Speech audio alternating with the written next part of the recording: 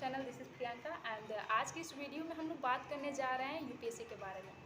अगर ये आपका इनिशियल स्टेज है एंड आप इसके प्रिपरेशन के बारे में सोच रहे हो देन आपके लिए ये वीडियो बहुत ही ज़्यादा ज़रूरी है। एग्ज़ाम क्या है, एग्ज़ाम कैसे होता है, कितने फेजेज में होता है, ये सबको पता है, आप लोगों को भी पता होगा, बट इससे रिलेटेड कुछ ऐतिहासिक कड़ियों को भी जानना बहुत ज़रूरी है कि इतिहास में इसकी स्थिति क्या थी, कितने वर्षों से ये यूपीएससी का एग्ज़ाम हो रहा है हमारे इंडिया में, पहला आयोजन इसका किस जगह पे हुआ था, दूसरा किस जगह पे हुआ था। सो इन सब के बारे में डिटेल जानकारी आज के इस वीडियो में हम लोग जानेंगे। देन अगर आप इनिशियल पॉइंट पे हो, अगर आप यूपीएससी के प्रिपरेशन में इंटरेस्टेड हो और करना चाहते हो देन इस वीडियो को ज़रूर देखिए और मुझे आशा है कि आपको इस वीडियो से कुछ लाभ तो ज़रूर होगा। तो चलिए स्टार्ट करते हैं आज की इस वीडियो को। प्रारंभ में जो संघ लोक सेवा आयोग का जो एग्ज़ाम का जो आयोजन था वो लंदन में हुआ करता था। लंदन में यूपीएससी एग्ज़ाम का आयोजन हुआ करता था, लेकिन उस समय जो भारतीय उम्मीदवार थे उनको बहुत सारी प्रॉब्लम्स होती थी, क्योंकि उसमें के जो अधिकांश अंक होते थे वो यूरोपियन क्लासिकी के होते थे और ये थोड़ा भारतीयों के लिए मुश्किल हो जाता था, भारतीय उम्मीदवारों के लिए। लेकिन उस सिचुएशन में भी भारत के पहले यूपीएससी को पास करने वाले व्यक्ति थे सत्येंद्र नाथ टैगोर जी, जो कि 1864 ईस्वी में यूपीएससी के एग्ज़ाम को पास किए।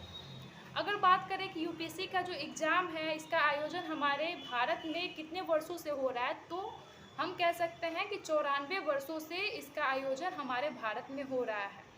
पहली बार इसका जो आयोजन है वो इलाहाबाद में हुआ था। उसके बाद से फेडरल पब्लिक सर्विस कमीशन की स्थापना के बाद से इसका आयोजन दिल्ली में भी हुआ।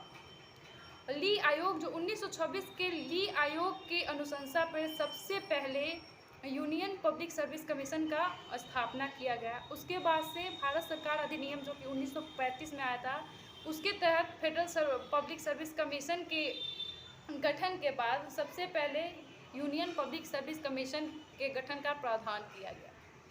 26 जनवरी 1950 ईस्वी में फेडरल पब्लिक सर्विस कमीशन को आर्टिकल 315 के तहत संविधान में ऑटोनोमस बॉडी के रूप में संवैधानिक दर्जा दिया गया। अगर आप संविधान के भाग 14 को देखेंगे तो संविधान के भाग 14 में आर्टिकल 315 से लेकर 323 तक आपको केंद्र स्तर पे संघ लोक सेवा आयोग एवं राज्य स्तर पे राज्य लोक सेवा आयोग के गठन से संबंधित प्रावधान देखने को मिलेंगे।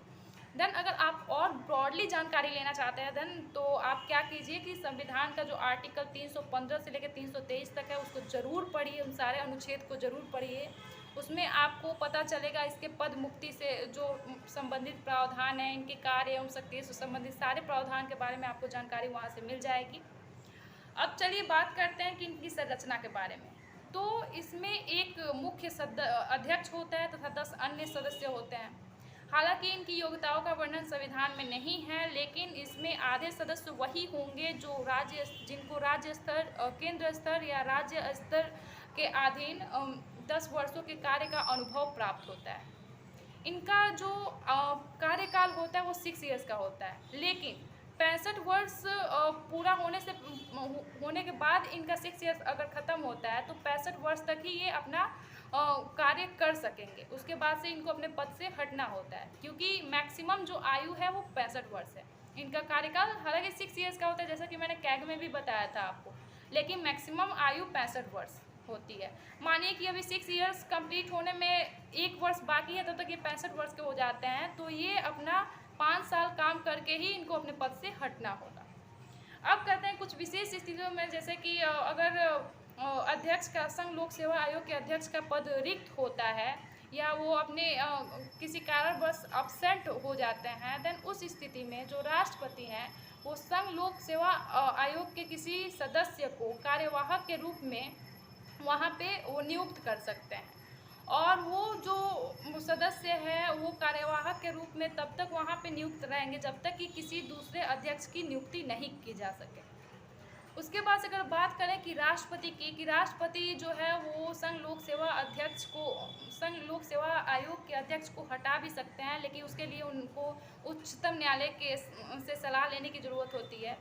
तो हम कह सकते हैं कि राष्ट्रपति उच्चतम न्यायालय के सलाह के बाद जो संघ लोक सेवा के आयोग के अध्यक्ष हैं उनको उनके पद से हटा भी सकते हैं। निष्पक्ष रूप से एवं तटस्थता पूर्वक कार्य करने के लिए इनको तरह तरह के उपबंध भी दिए गए हैं।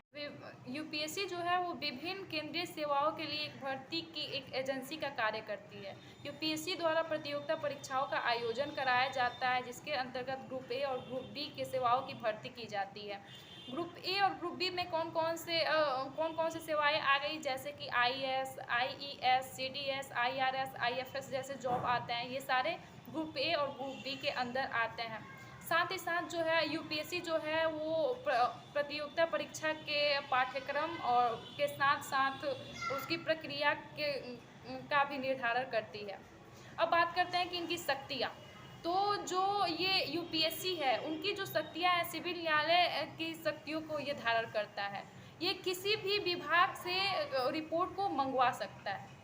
अब साथ ही साथ जानते हैं कि इसकी भूमिका क्या है। तो यह एक सलाहकारी संस्था है। इसका जो कार्य है वो निष्पक्ष एवं तटस्थ रूप से सेवाओं के लिए भर्ती का कार्य करना है। सो आज की इस वीडियो में इतना ही। आई होप आपको ये वीडियो बहुत अच्छा लगेगा और आपको इस वीडियो से कुछ ना कुछ अच्छी जानकारी मिली होगी। और वीडियो अच्छा लगे तो लाइक करें, शेयर करें और कमेंट करें।